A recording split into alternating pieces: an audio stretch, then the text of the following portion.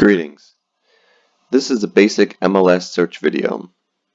In this tutorial video, we're going to search the MLS in its most basic form, looking up properties in the area, doing very simple things in the MLS as a quick tutorial video. Before we begin, I'd like to first say that Nizz Realty Incorporated is a 100% commission Florida brokerage, meaning we pay realtors 100% of their real estate commission. We have $0 agent fees. The only fee we charge is a transaction fee, and we let you decide that transaction fee price. We are interested in giving out the best deals possible, so that's why we let you make that decision on the transaction fee price. More information about our brokerage can be found in the description below. Feel free to visit our website, nizzrealty.com, or give us a call or send us an email for further information. With that being said, let's get into today's video. When you first log into your MLS, you're going to come to a screen that looks like this. Now our brokerage uses Matrix, so you're going to have to find this Matrix tab. As you can see here, CoreLogic Matrix. You're going to click this tab and it'll bring you to the login screen to where you actually search the MLS. So now that we're here, we're going to go over some basic things in the MLS. So when you click on Matrix, you get put here. And most of the time, this is where you'll actually go to your search tabs up here to look up something. This is considered your dashboard, so you'll have everything that you could set up here. Right now I have a few things, but you could customize this as you see fit. To search the MLS, we go to the search tab here, and depending on what you want to search, you'll click on one of these icons up here. Most of the time, if you're looking for houses for sale or condos for sale, the usual residential real estate, it's the first tab here, which is labeled RE1/RE2 single family condo. These are most properties that are for sale. The next category down here is RIN residential income. These type of properties are more like income producing assets, such as a duplex or some other type of multifamily, those type of properties. Sometimes you can find other things in here, but most of the time, those are the typical listings in here is duplexes, multifamily. Income producing assets is mainly what this category is for. The next category here is residential land, boat docks. This is where you would find vacant land, boat docks that are for sale, things of that nature. Sometimes there's actually different types of properties such as boats for sale and so forth with the dock. This is mainly the category for that. A lot of times this category is used to find vacant land or boat docks. That's the main reason for this category. The fourth category here is rentals. This is residential rentals. If you're looking for a condo to rent, apartment, a single family home to rent, any type of rental that you're looking for to secure a tenant, this is the category that you would find all the rentals for. So this is another very popular category. The most popular categories is this one, the residential rental, and the first one, which is single family condo. These are basically homes and condos for sale, and these are for rentals, all different types of rentals as far as residential is concerned. The next category gets into commercial. You start dealing with agricultural, commercial businesses. You'll find offices for lease here, such as by the square foot, or sometimes there's just a fixed amount. This is what this category is for. These next two categories are actually kind of the same thing. Improved commercial, industrial, you'll find basically similar properties in these two. You just have to scroll through both of them, because sometimes you'll be looking for a office space to rent or some type of commercial space, and it'll be listed in the improved commercial category, which it also could be listed in this category too. So I'd recommend searching both of these, but sometimes certain things are only posted in this one and others are posted here. I'd recommend viewing both if you're looking for specific commercial, agricultural, or industrial property. From what I usually see, most of the time this category is always industrial or commercial properties, and if you're looking for something related to agricultural, it's in this category. But feel free to browse both of them because you never know what you may find while searching. The last category is business opportunity. This category is for businesses for sale. A lot of times you'll look in here, you'll see retail stores for sale, small restaurants for sale, maybe diners. Really any and all businesses can be put here for sale. and that's what you'll find in this category. Sometimes you'll find, we live in Florida, so you'll see different shops by the beach. Maybe there'll be a shop that sells paddle boards or surfboards, water sporting material for sale. Any type of business is for sale in here. It just really depends on what's posted and what's listed for sale. So feel free to browse that category if you're looking to purchase a existing business, or if you have a client that's looking to sell a business. Maybe they have a small restaurant, or maybe they have a small bakery or a small grocery store they want to put for sale. You can actually list that for sale and try to find a buyer for that specific business. Let's look into a single family home for sale or some condos just to go through a basic search function here. You'll come to this page when you click on the search function for a single family condo. Most of these pages are similar as far as the searching goes. They look like this. Some of them have different things missing, and you could always add more or take away these categories. This is just how mine's set up and how I like it to be. Most of the time when I'm searching for something, I usually just use these tabs here because I want to see everything unless it's something specific that I'm searching for. So usually you want to see what's active and on the market. So this is already highlighted, the active tab. Let's say, for instance, today's the 31st of October. So let's say we want to search for what has been listed. Well, it's Saturday, so there's not going to be too much. Let's say we want to see what's happening on the 30th, which is Friday. So we click the 30th, it highlights it, click OK, and now it says it here, 10/30/2020. Your results are down here where it says matches. If you want to separate it into an even more specified category, you could pick the county here. You could list maybe price range. You could list the bedrooms. So let's try and do a price range because this is pretty important. Let's say you're looking for something that's only $500,000 and below. So you would type 500 minus. The 3 zeros here means that it's written in the 100,000. So when you type 500, it automatically knows you're talking about 500,000, which is $500,000. The minus sign means that you want to see everything at $500,000 and below. If you type plus, you'll see everything at $500,000 and above. So when you're writing the numbers here, just remember the 3 zeros here always are discussing things in the 100,000s. So if you're looking for maybe 50,000, you would write only 50. But for right now, let's look at 500,000 and below. As you can see, our matches have changed down here to reflect the amount. You could click this, or the way I like to search it is I like to click on the map icon here. When you click the map button, it brings you to the entire map of pretty much Florida. You could zoom out, maybe see things elsewhere, but for the most part, this is the Southeast MLS, so we're going to see things pretty much from all the way down to Miami-Dade to all the way north, getting into Indian River County. And I like to zoom in on an area that I'm looking for.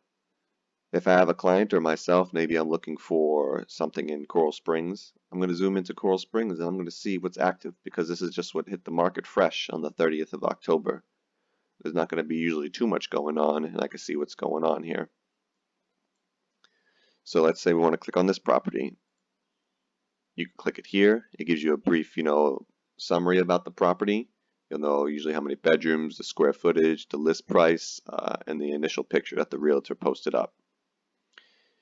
If you want the further information, you click the MLS number here. It opens up the entire listing. From here, you can view all the different information on here, such as the list price, the type of house is a townhouse. You could click the pictures and view the different pictures. You could click on it and view a larger view of the pictures. You have the public remarks here, which is what's written on the internet on most sites that can be seen. You have the confidential broker's mark, which is only if you're a realtor and you're using the MLS, only you could see this information here. A lot of times this information is usually private information they want to keep kept between realtors, such as maybe phone numbers or other information. And there's other information as you go through the listing, such as is it furnished, the parking situation, whatever the realtor decides to fill out here. Some realtors don't fill out all this, others keep it very detailed and fill out every single category, and you know a lot what's going on here. such as the equipment, appliances. You know, it has a dishwasher, dryer, everything's here. Also, another important thing at the bottom of the listing, you could also see the type of commission that's being split here. Transaction broker, buyer's agent, non-represented. So this particular property is paying 2.5%.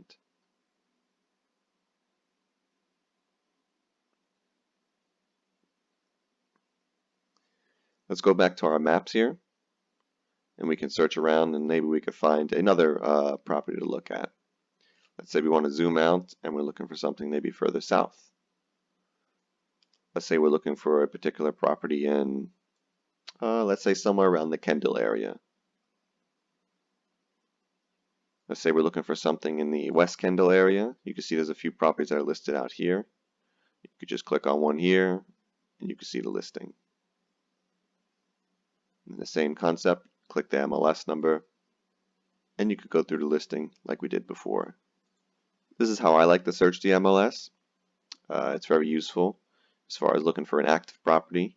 You could always click the criteria back here to go backwards, and you could change the date range, or you could change the price range.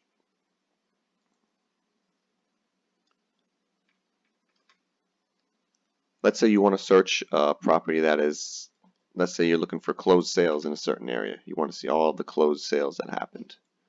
When you click the closed sales, I have it to automatically go back 180 days, which is 6 months. That's usually a good range period to see recent sales. But perhaps you want to see what was a closed sale in a different time period. You could change this date to whatever range you'd like. For this particular reason, let's just look at closed sales in a specific area. I like to just leave it at that. I click the maps button and I zoom out to where I want to go. Let's say I'm looking for closed sales on, let's say we're going to the Fort Lauderdale Beach area. This is an area called the Isles, so we can see here everything that was a closed sale in the past 180 days on the Isles. And you can look at all these different closed sales prices to look up what actually recently sold. And this is a good way to get comparables to see what things are actually selling for. Because what people are listing the properties for is completely different from what properties are selling for. Everyone could list their home for $10 million, but that doesn't mean it's going to sell for $10 million. It matters is what's actually being sold and what was a closed sale. If properties in this area are selling for a certain amount, then that's usually what the price range is for the specific type of property. So this is how I like to look for as far as closed sales, to go back 180 days, or you can specify any date range.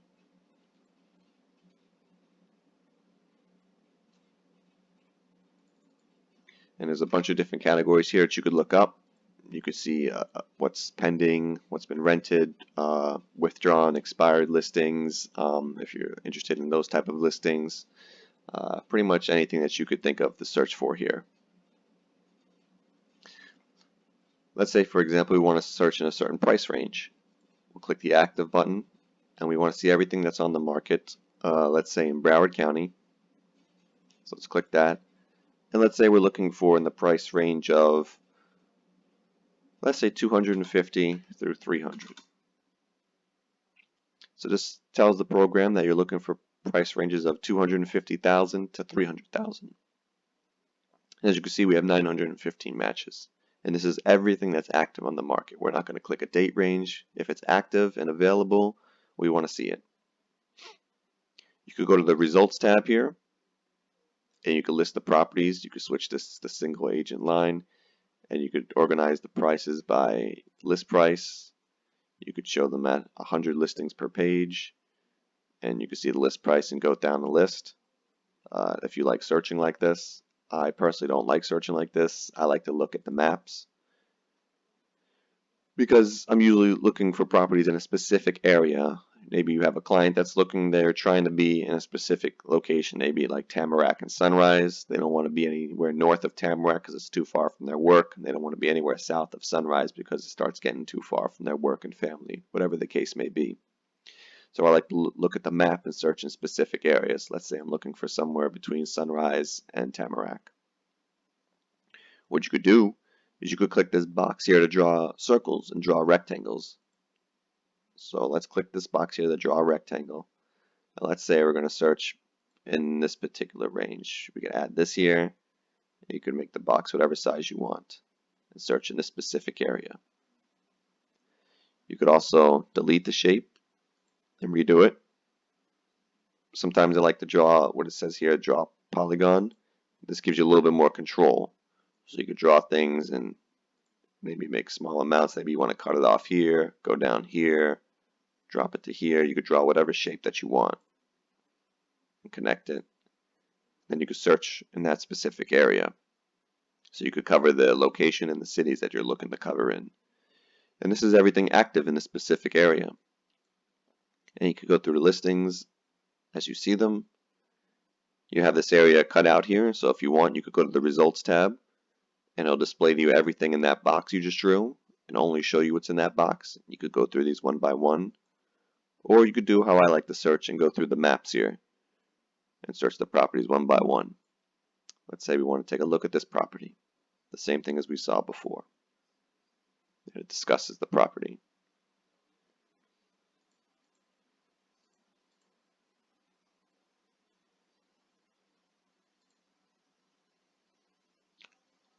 I hope this video was useful. It showed you some basic tools on how to search the MLS and view things.